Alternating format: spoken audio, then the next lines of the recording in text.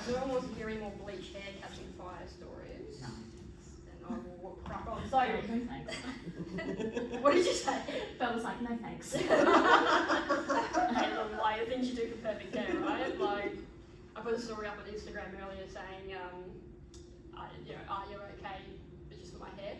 Like, what a day. So my name is Jess, as probably most of you know, so I am Bree's wife. She very kindly booked me on the busiest day of the year for speaker gigs for a free event. So we can thank her if she complains she hasn't got any money in a couple of weeks' time. Because I lost out on a couple of $1,000 today just to be here with you guys.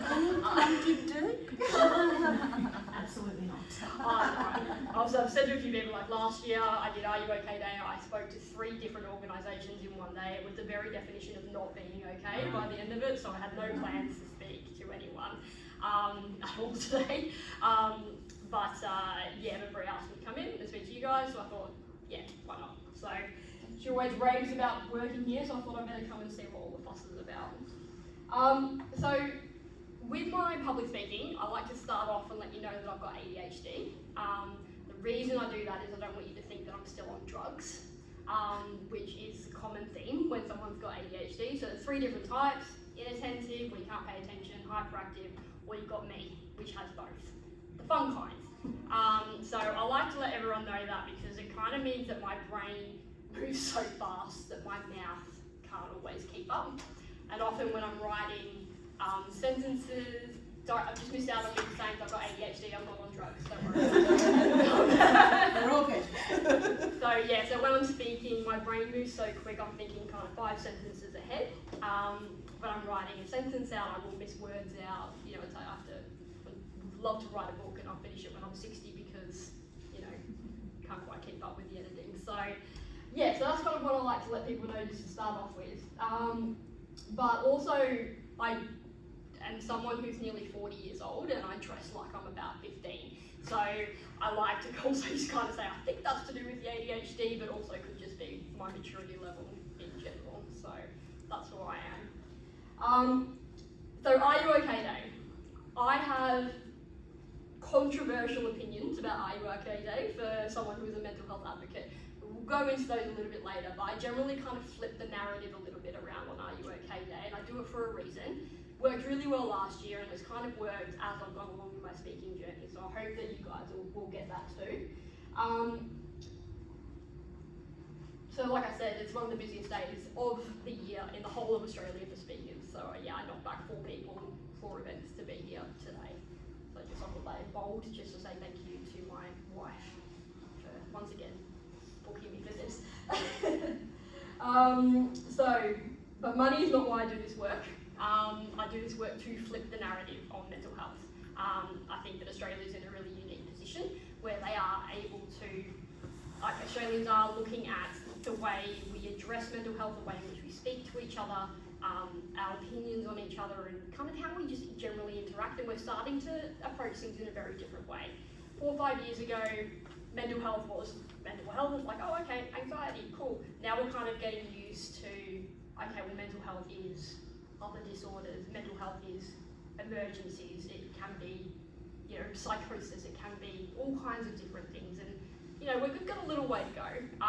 But I think it's important to know that mental health is not just sit in one particular box. It's a big round amount of information that is very, very important to keep in mind, pretty much at the forefront of your mind every single day with every single person that you interact with. Does that make sense? Alright, so I don't want to sound like I'm lecturing you, I'll save that to the end. But one of the things I do want to say is that Bree comes home and tells me how great it is to work here. Now let me tell you, me and my friends, we laugh so hard at this because we think that's wild. We're like, how it must be to work in a supportive workplace. Like I'll be like, look at what Bree told me to tell you today, and my mates will be like, what? That's wild! Like, and these are people who have worked in the healthcare sector as well, and we all just run away from it. But everything I hear is really good. And you Lucy? Tara, that's right. You should point out Lucy when she comes in. Either way. Hi Tara. So she always talks about how supportive everything is here, and yeah, I just think that's crazy. Like, I think it's fantastic, but it's something really amazing and to hold on to and to make sure you don't lose that, because workplaces are struggling at the moment with the understanding and the concept of how to treat their staff. And the impression I get as an outsider is that's not the case here. And I think that's really amazing, or wild, as my friends put it. So I'm going to tell you a bit of my story. I won't tell you the whole thing because we would be here for hours and you'd probably all faint or throw up or all kinds of different things. But what I will start off with is a bit of a trigger warning. So if at any point you don't feel comfortable listening, something triggers you, so we're going to be talking about things like suicide, drug use, all kinds of different things, trauma.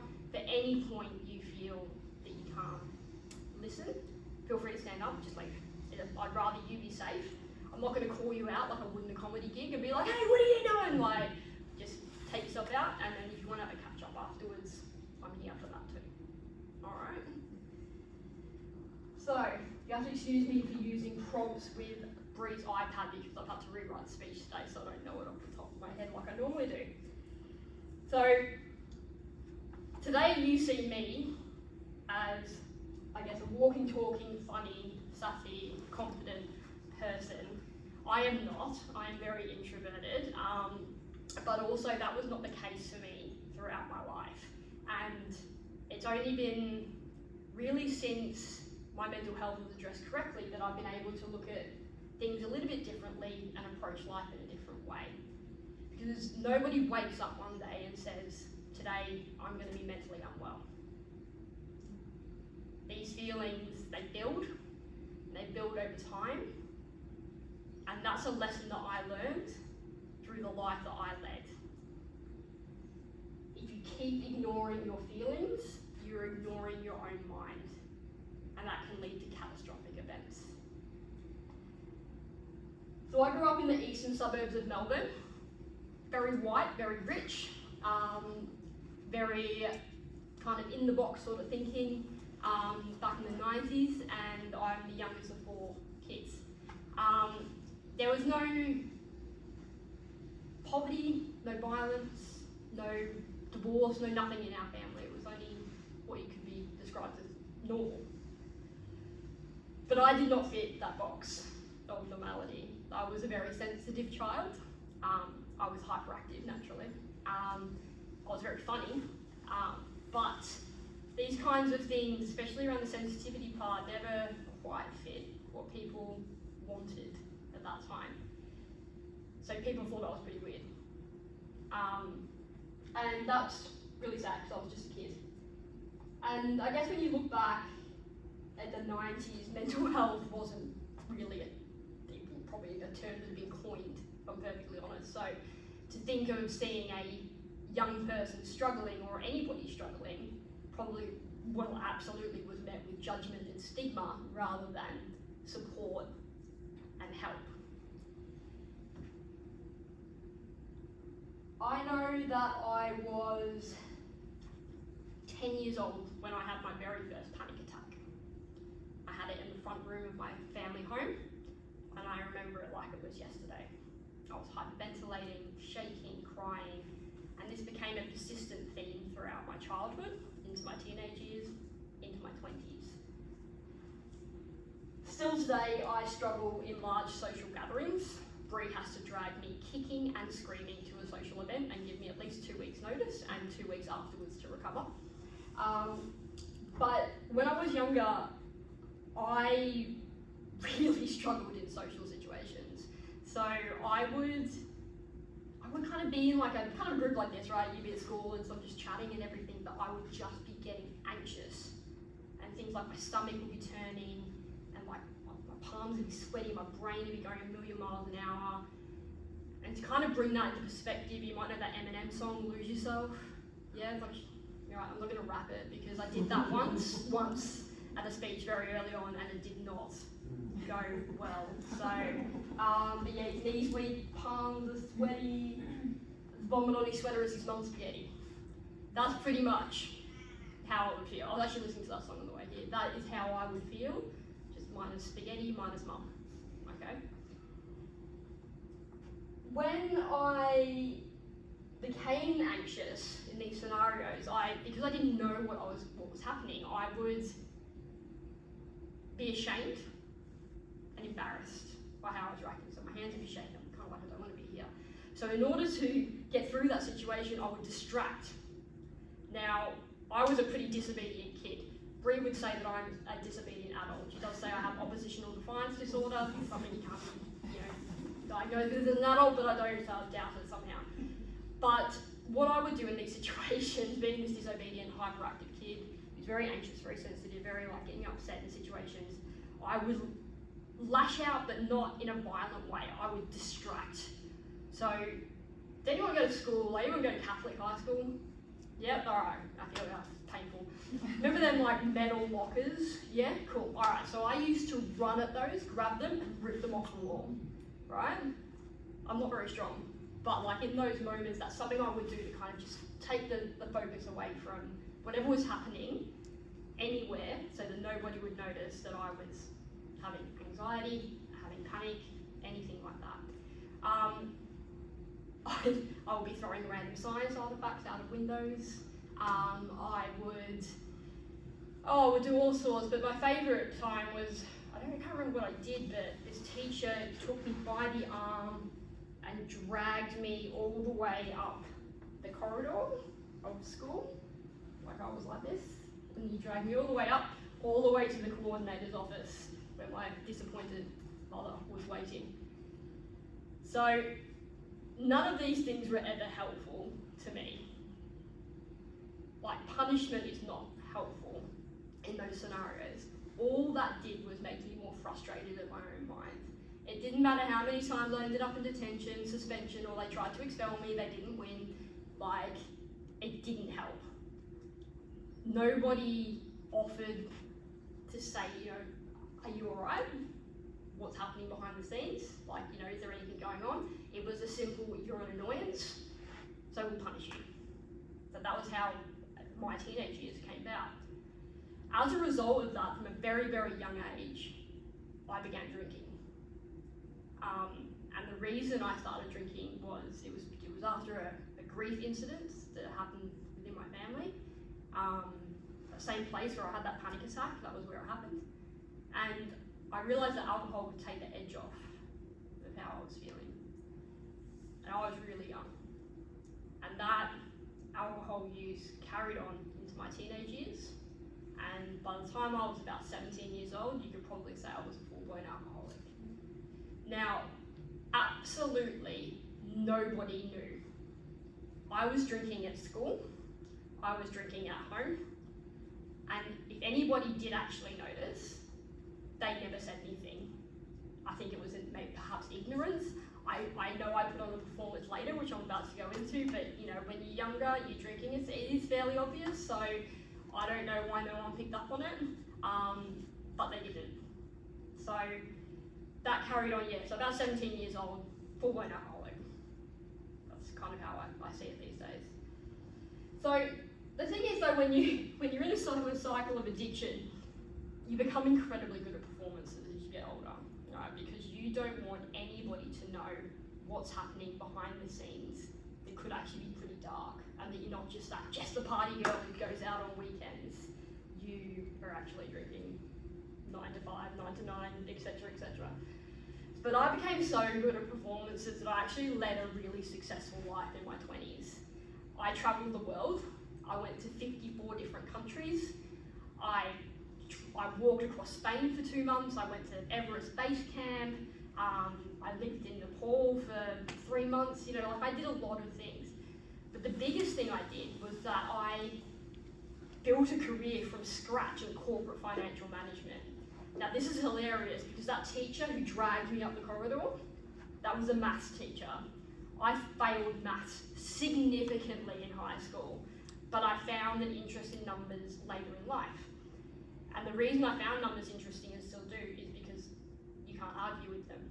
You can't debate them, they're logical, and so therefore they're safe. I feel safe. So you'll hear me talk a little bit about percentages and statistics and things like that towards the end. Those kinds of things give me a lot of comfort. So that's how I managed to pull that out the bag after being told to just stop doing maths in year 9, and then by 24 I was a finance manager running a pretty big department of 70 people. So yeah, pretty successful life in my 20s, all whilst kind of having this very high level functioning addiction carrying on inside, and also while dealing with these mental health issues. And so every day, and I was really good at my job.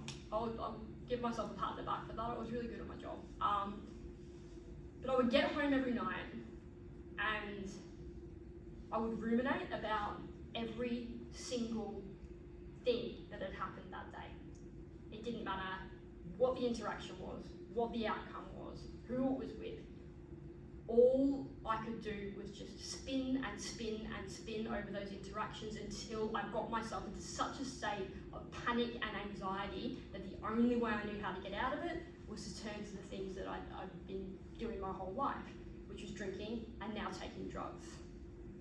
It also escalated to some pretty bizarre and risky behaviours too.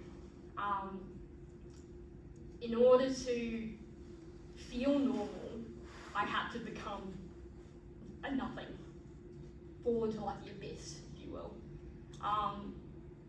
But again, nobody knew what was going on. So when we got to about 2016, right? So where am I? About 28 then. Mental health was starting to get thrown around, right? So it's a conversation that we're starting to have, but no one's actually really understanding it at this point. And I do remember a couple of times people saying to me, "Everything all right, Jess?" I don't blame them because I look back at my Facebook memories and I did not look all right. But because of my undiagnosed mental health, my excessive drug use, and my excellent management of this department of finance people who were just making so much money because I'm awake 20 hours a day, I didn't think there was a problem at all. I felt invincible. And so therefore I would tell these people, "No, I'm good. What are you talking about? Everything is absolutely fine." But it wasn't fine. Because what started to happen down the line is that those behaviours that were happening at night, so I would get through the day and then at night be drinking, taking drugs, staying awake for weeks on end, that started to flip into the daytime. And I started to not be able to leave the house. I couldn't enter the office door without taking drugs. I would take drugs all the way through my workday, and then as soon as I got home, I would carry on again. And I would stay in this vicious addiction cycle, which is like this madness carousel that you just cannot get off. I will be awake for weeks and weeks at a time, and then all of a sudden fall into a massive depressive episode for sort of 4 or 5 weeks. And the only way to come out of that was to start taking it again. So therefore that circle just kept going. And I felt like that was impossible to get out of. Again, nobody had picked up on it. Until a Tuesday morning in 2019, I walked into the office, went to the bathroom, had some drugs, and I overdosed in the middle of the office floor. I was lucky to survive that day, but that day, my manager at the time, I still remember, I'll never ever forget this, she looked at me and she said, "Jess, why didn't you tell me what was going on? I'm looking at you right now and I feel like you're about to die." Now, if there hadn't been some very fast arriving paramedics and quick thinking people on the scene, I would have died that day. That was the first time that anyone had acknowledged that something very severe was happening here. So what I saw that as, I was like, okay, I've got a problem with drugs. But I didn't understand what was driving that. There was something happening in the background that was pushing me towards that, but at the same time I'm like, oh, I'm just this useless addict, but also I'm like, something's driving it, there's something going on here. So, it was this flippancy of where like, okay, well I know something's wrong. I like to call this like almost addiction purgatory, right? So you're like, I know something's wrong, but I can't fix it. So I'll just keep doing it. I naturally lost that job. And then I very quickly got another job, working for a charity, lost that one within a month for the exact same reason. I got another job after that, lost that one. And I began this cycle of just picking up, losing jobs, until eventually COVID hit. and I was living in the UK at this point, and COVID hit, and then there was no jobs, but there was drugs. Now you couldn't get takeaway in the UK, but you could get drugs delivered to your door, so it was pretty tricky. So 2020, I couldn't work, I couldn't see anybody because of the isolation of COVID, but also because I'd chosen to isolate myself. So slowly but surely I lost all my relationships, all my friendships, and eventually I just lost connection with reality. I didn't know what was going on. Now I can tell you some stories from that time that I look back on now and laugh at, because I'm just like, that's hilarious, but it wasn't funny at the time. April of 2020, it's 4 o'clock in the morning, and I'm sat on my kitchen floor in my house in Sheffield in the UK where I live. And I'm looking around my house, it's completely empty because I sold everything to try and fund this habit that I couldn't afford anymore. It was a house where paramedics had, picked me up off and brought me back to life again. I'd overdosed 2 or 3 more times. I tried to take my own life. And I looked around at 4 a.m. in the morning, sat on the kitchen floor, I looked around, and all of a sudden something just went like that. And I just went, I don't want to die. Every single day for the 18 years prior to that, all I wanted to do was not feel a thing. I did not want to deal with the hate that I had inside of me because of the way that I was. I didn't want to deal with the addiction issues because I felt like a useless drug addict who could never get better. I couldn't even look at myself in the mirror for the 18 years prior. But in that moment, just like that, something changed. And I decided I didn't want to die. So I reached out for help. I reached out to my parents, who I hadn't spoken to in years. And I said, you've got to get me home. If I do not leave this country, I'm going to die. And to their credit, they got me home on the very last flight back into Australia just before we shut the borders. So I went into detox in hotel quarantine, which was very comfortable, but not particularly safe. So I had the CAT team banging on the door twice a day just to make sure I was alive, and that was as far as the care went. But within a few days, I did actually get better. And I was actually going through some videos last night. I actually ran a half marathon in the room during those 2 weeks. Like I walk in one day and the video is really funny. You can see which is backwards and forwards. The quarantine thing, that kind of actually was a good initiation to being back in Australia again, because it gave me a good break, allowed me to get everything out of my system, start to run up and down across this room and get into a bit of a routine before I face my family. When I got out of quarantine, I went and saw my doctor, and this is a doctor that I had last seen when I was 14 years old. So we had a bit of catching up to do. I told him absolutely everything, and he urgently referred me to a psychiatrist. That psychiatrist I was lucky enough to see 4 weeks later. And he listened to my story. This isn't the first psychiatrist I've seen, by the way. It's about the 4th one, and this was going to be the last one. I wasn't going to try again. But he listened, he heard my story, and he saw through the addictions, and he saw through the behaviour.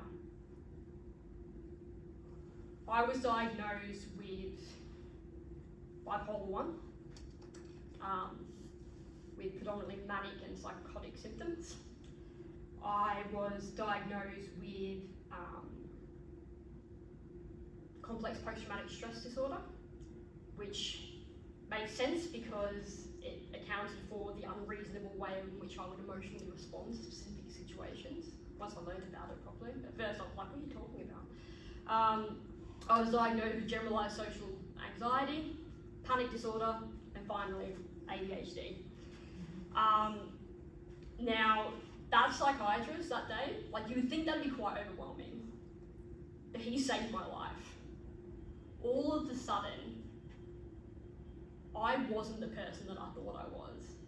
I wasn't this useless drug addict. I wasn't this good-for-nothing person who couldn't function. I was someone who was sick, and I was someone who needed help. And that changed my world. So I knew that medically, that the medications weren't going to be the best fix for me to or the only fix for me to stay better, get better, carry on being better. So I started to change up things that I was doing. So I would eat better or start eating altogether. As I mentioned earlier, looking back on Facebook memories, pretty clear that I hadn't had a decent meal in about 6 months at one point. I started to run, which is hilarious because I always used to say I'm not running unless it's from a bear. And whilst we don't have bears in Australia, I ran anyway. All these things I kind of just got back into, and slowly but surely I started to kind of regain control of my life. But then a couple of months ago, things started to tilt a little bit, and I didn't quite realize what was happening. I'd learned to mask myself so well over the years that I fell into the worst bipolar depressive episode that I've had in 4.5 years. Like that, it felt like. That actually had been coming for about a year. But I didn't even see it coming. And now I'm very aware. I'm so educated about my illnesses. I have to be educated about them because they're the gift that keep on giving. I have to educate people around me so that I'm safe, so that they're safe, so that they know what to do in a crisis. Poor Brie is like the DSM-5, like she can just kind of like recite off different things, and she's amazing.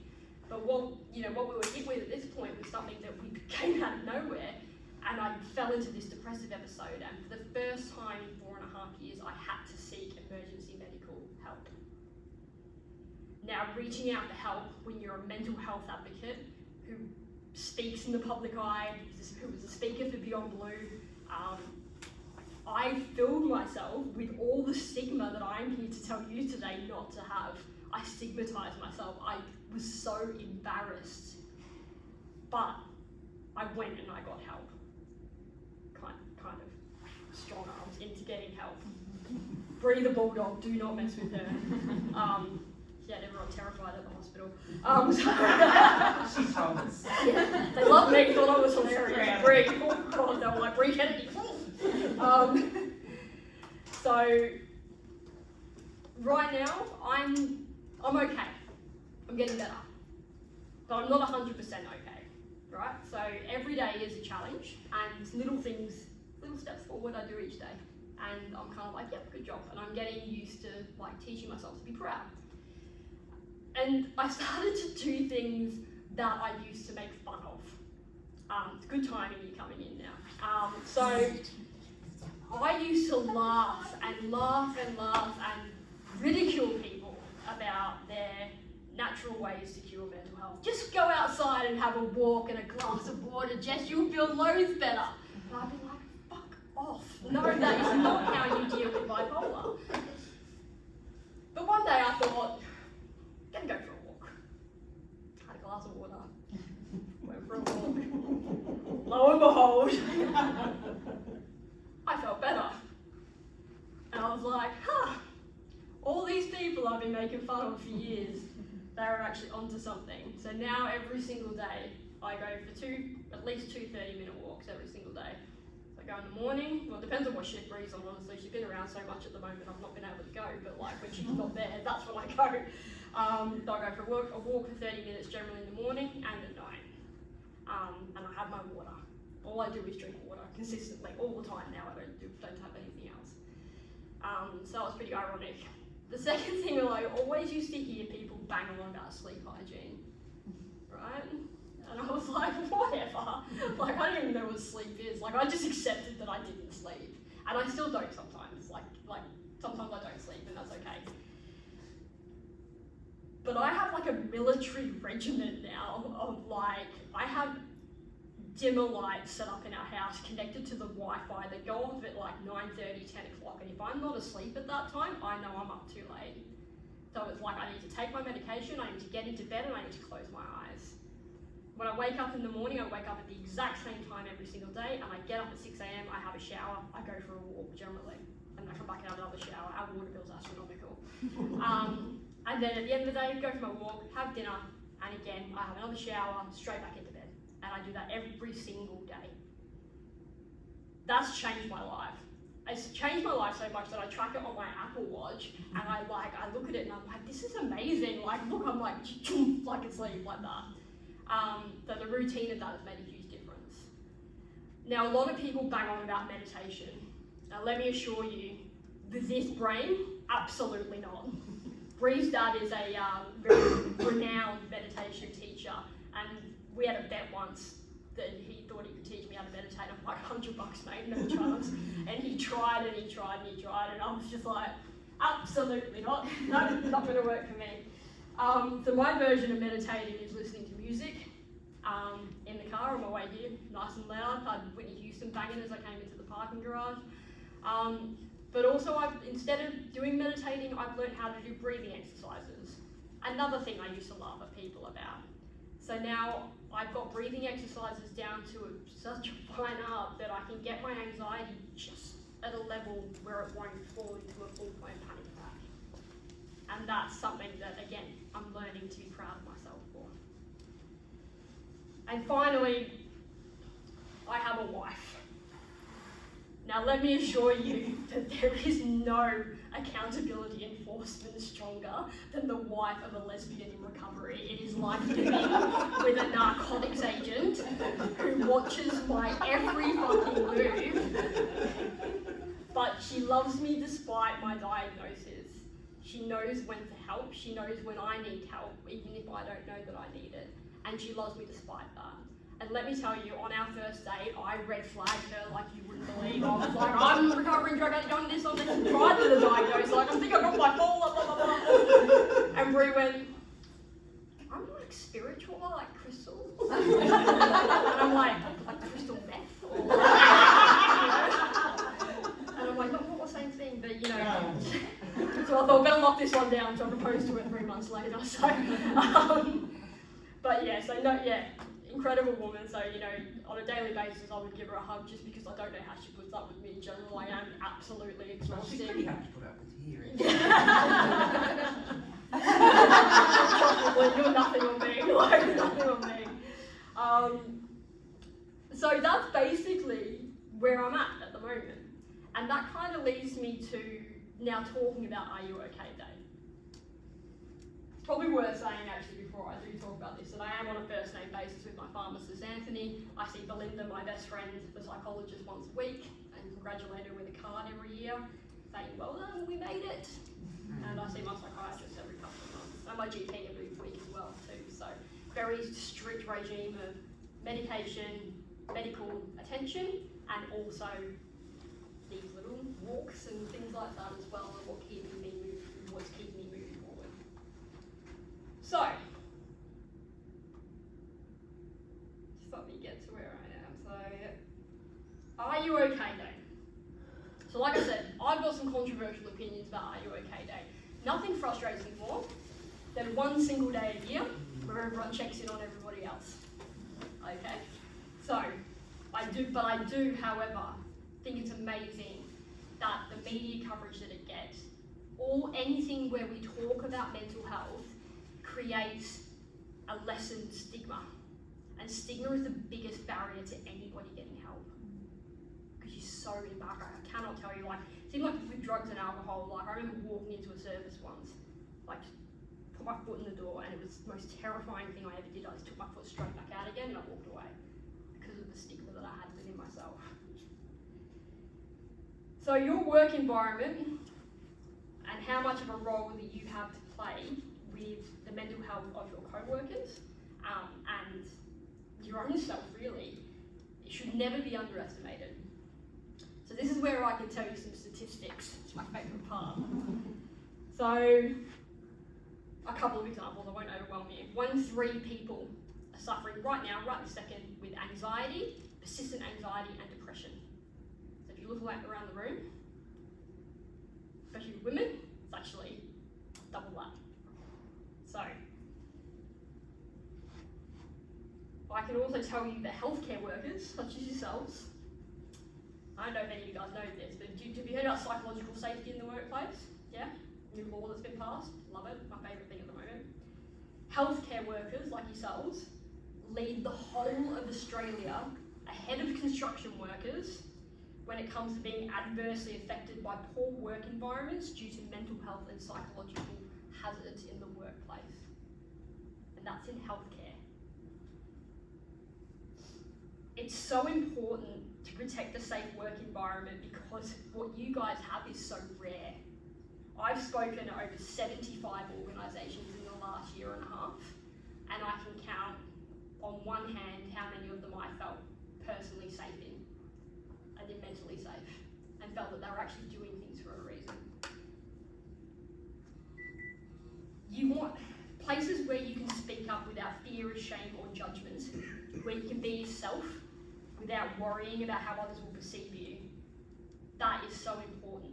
And as someone who has worked in retail, finance, healthcare, construction, and now for myself, because it's just easier, I can tell you right now, you are so lucky from what I hear from Brie, unless she's the only one like singing everyone's praises, but as far as I'm aware, you guys are very lucky to be here.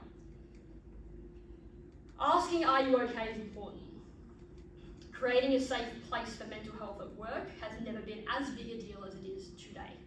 However, and this is where it gets controversial, it is more important that you're looking after yourself before you try and help another person.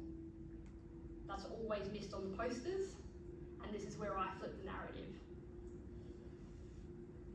If you're not okay, they won't be okay.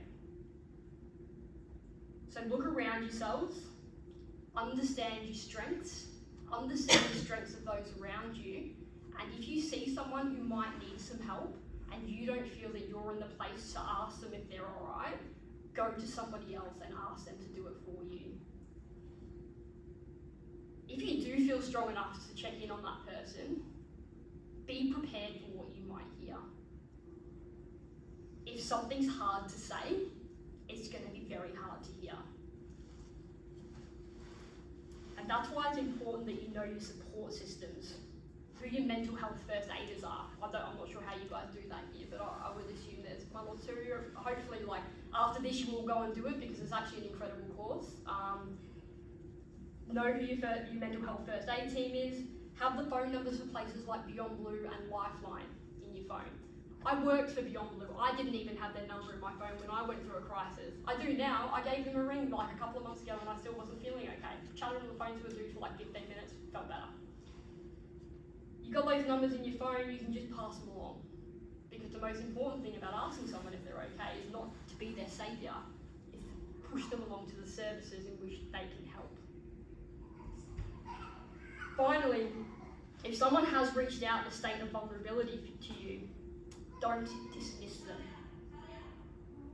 Listen and direct them to the help and support that they need and check in again after a few days. Say how you're going.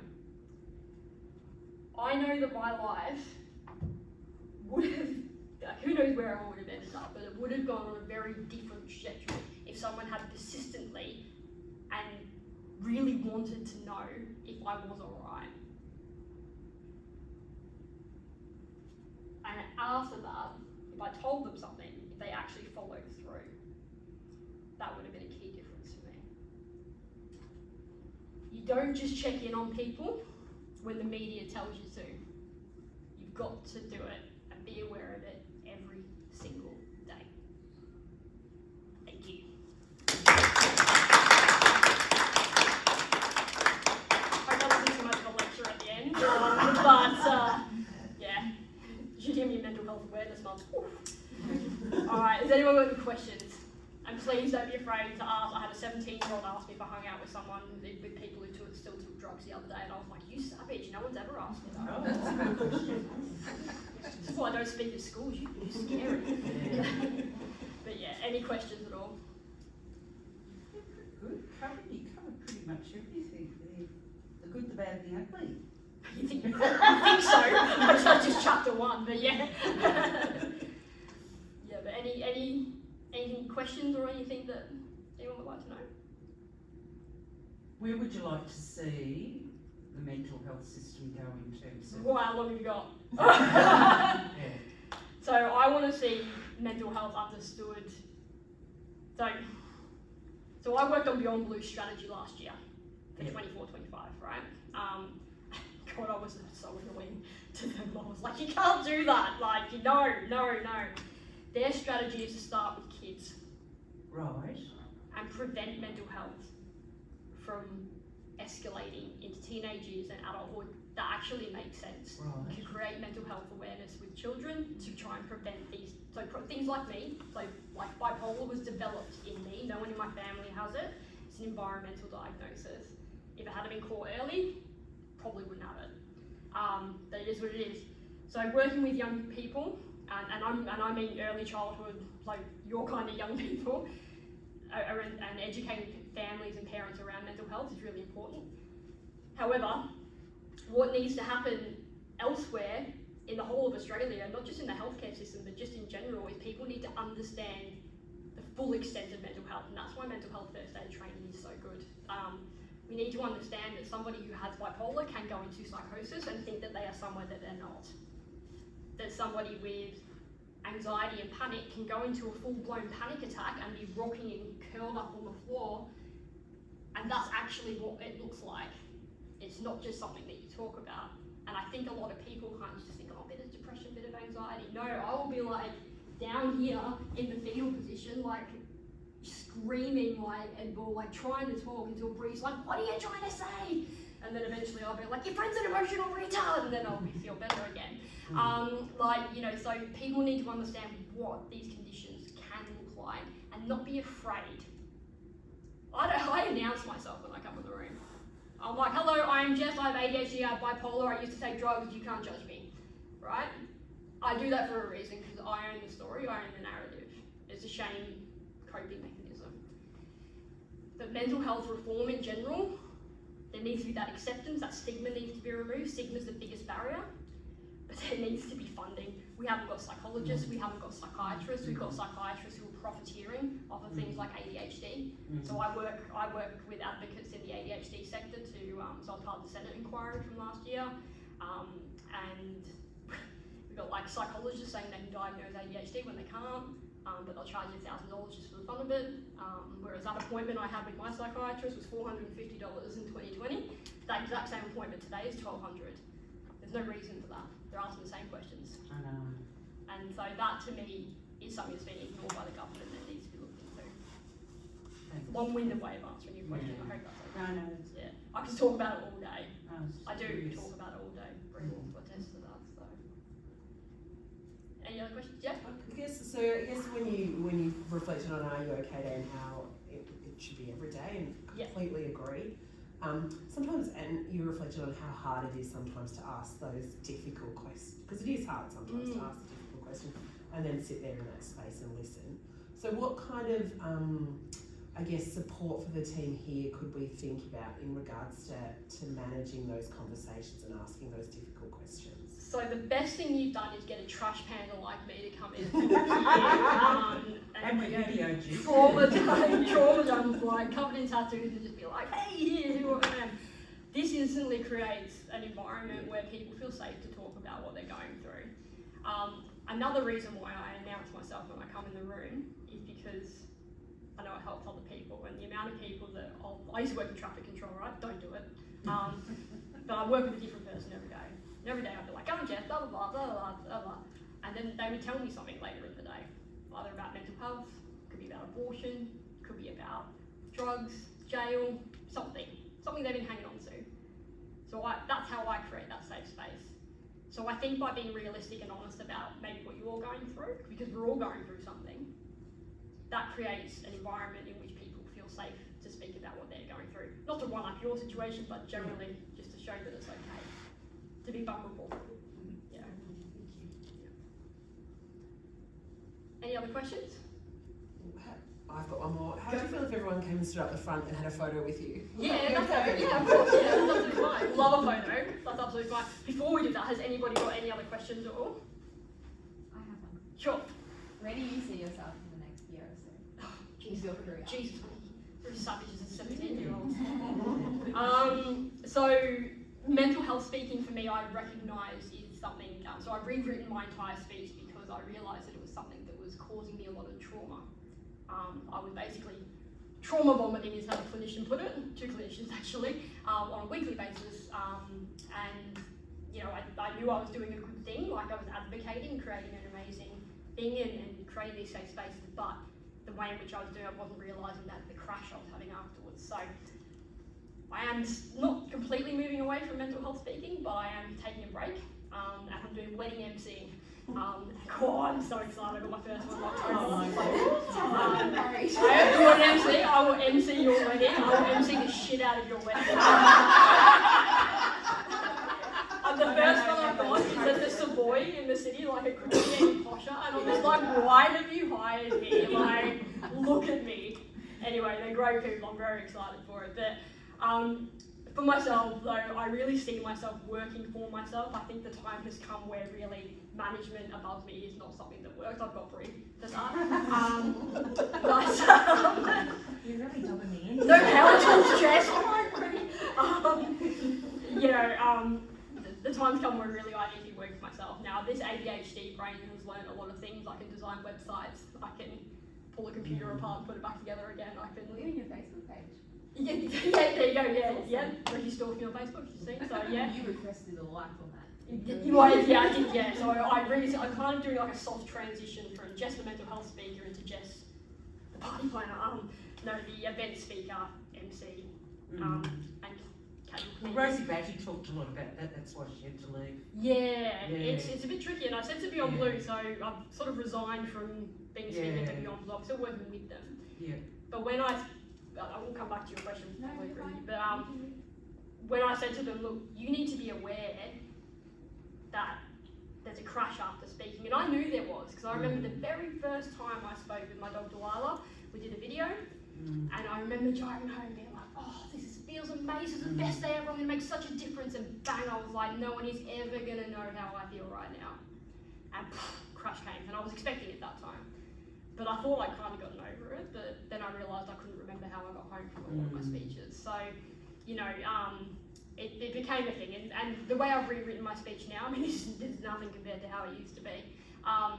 It's a lot better, it's a lot more articulated in a way that doesn't really dig in on specific traumatic things that have happened to me. So I still keep up my mental health advocacy because I'm so passionate about it. My ADHD advocacy, I'm so passionate about it.